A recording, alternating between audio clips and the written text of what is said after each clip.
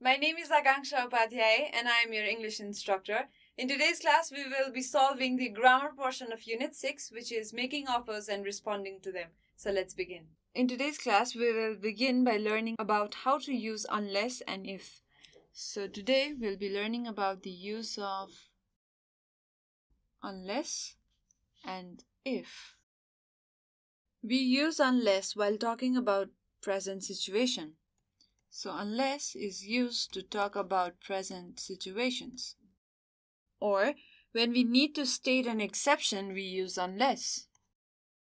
Now let's see an example. Now here's a statement. You can't apply for the post if you don't qualify this class. So here we have a negative condition. So not qualifying is the negative condition. Instead of if you don't qualify this class, instead of if you, we can use unless in this case. Because when one thing happens, something else can't happen. So if you don't qualify the class, that's something is happening that you're not qualifying the class. Something else can't happen. You can't apply for the post. So we can rewrite the sentence using unless as. So it can be rewritten as you can't apply for the post unless you qualify the class. Similarly, another example is I can't improve my English if I don't read more books. So this can be rewritten as I can't improve my English unless I read more books. Next, we will look at some uses for if. Next, we will be using at the use of if. If is a conditional clause, so this can be used with several conditions. First one is the zero condition. In zero condition, we usually look at the scientific and general truth. So this comprises of scientific and general truth. For example, if metal gets hot, it expands. So this is a scientific truth. And we have present tense while using scientific truth. And while using some facts like these, we use the present tense. If the metal gets hot, so this is a present tense, it expands. This is again the present tense. So we write scientific facts or general truth in present tense. Next is the first condition. First condition is while we are talking about something in present or likely to happen in future. Now let's look at an example. If you see him, so in this statement, if you see him, give him this note, this statement is basically trying to talk about something in present or likely to happen in future. So if you see him in the future, give him this note. So do that at that point of time, do this thing. So this kind of statements or these statements are called the first condition. Next we have second condition. So the second condition is usually imaginary or unreal. So if can be used while we are talking about something imaginary or unreal. For example, if I were in charge, I'd do things differently. So this is imaginary. You're not in charge right now, but you're imagining that you are in charge. So if I were in charge, I'd do things differently. Now next we will go through the structures that we will be using to form these sentences. Now we have already understood what the zero condition, first condition, second condition and third condition is. We have already known about the zero condition, first and second condition. Now we will go through their structures.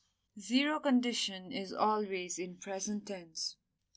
So the structure will be if plus present form. Next we have first condition. So you now already know what a first condition is, right? So first condition is again used to talk about something in present or likely to happen in future. And the sentence structure is if plus present form plus will, can, or may. So the example is if you need me, you can call me. So here need is the present form and can plus call. In the first clause, you use the present form if plus the present form, that's need, and then in the second clause you're using one of these, so will, can, or may, and you're using can. So this is the structure for first condition. For second condition we have if plus past plus would or could or might. So remember, the second condition was about the imaginary or unreal statements. And the example we had seen, and the example was, if I were in charge, I'd do things differently. So if I were in charge, so here were is in the past form. And in the second clause, we have used I'd, which means I would. So we're using would in the second clause. So in second condition, while we're talking about the imaginary or unreal things, this is our sentence structure. And finally, we have one more condition. That's the third condition. For the third condition, we have the structure. For the third condition, we have the structure. So for the third condition, we have the sentence structure if plus past perfect plus could, might, or would have done. So an example for this condition is if I had gone out earlier, I could have met my friend. So had gone is in past perfect form, and we've used could in the second clause, and have done is the similar form for have done is have met. So if I had gone out earlier, I could have met my friends, or I could have met my friend. So this is how we implement the third condition. Now we will complete sentences with appropriate information. This is a part of our exercise for this unit. So the first statement or first sentence, the first incomplete sentence is, if she goes to hospital. Now this is in the first condition of our learning. So this is in the first condition form. If she goes to hospital, so goes to is in present form. And now what we must do is use will, can, or may. So we can say, if she goes to hospital, she will be late. This is the second part of our sentence. Now this is a similar one. If he works hard, so this is in the first condition too. As works hard, so works is in present tense, we are using will, may, or can. So if he works hard, so we can say if he works hard, he will pass the exam. Next we have water changes into steam if. So this is going to be in a zero condition. That is, this is a universal fact or a scientific fact. So water changes into steam if, now remember for zero condition we always used present tense. If water changes into steam, it boils. So this completes the sentence. And remember, both changes and boils is in the present form. So in the second condition, remember we had if plus past plus would, could, or might. So the question is, she wouldn't be angry if. So once we see the use of would, could, or might, we use the past form of tense. So here, she wouldn't be angry if. So we use the past tense. She wouldn't be angry if she was praised. Next we have unless I invite you.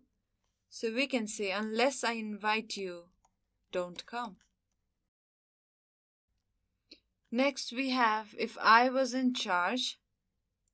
We can say If I were in charge, I'd change the class routine. Remember, this is the second condition. And finally, we have I will come. And we can complete it by saying, I will come if you invite me. So here we have come to the end of the practice session, the practice portion. Now we will do a writing. The question says, what would you do if you were elected as the president of your country? Begin as, if I were the president of my country, I would. So we need to continue our points in this sentence. This is a second conditional form where we are imagining an unreal situation of being the president of the country. So let's start writing. If I were the president of my country, I would strengthen our educational and waste management system. So we have the answer. If I were the president of my country, I would strengthen our educational and waste management system. I would make sure that everyone gets equal and fair opportunity. Also, I would focus on the drinking water supply management. Another area of my concern would be early marriage. I'd increase the age of marriage to abolish child marriage. I would also make policies to ensure traveling through public vehicle is easy, comfortable, and safe. Once you finish your writing, make sure you proofread it and go through whatever you've written once again. So once you do that, you become pretty sure that you are free of mistakes. So while proofreading, also I would like to focus on drinking water supply management. This sentence does not make a grammatically correct sentence. So we can add few words to make it correct. So we can say, also I would like to focus on the drinking water supply management system. So in this way, if you proofread it, you're assuring that your writing is free of errors. So this is all for today's class. The homework question for today's class is, what would you have done if you had not joined your present school? Begin as, if I had not joined my present school, I would have done this or I would not have done this. So you can continue like we did just now and then proofread your writing once you finish it.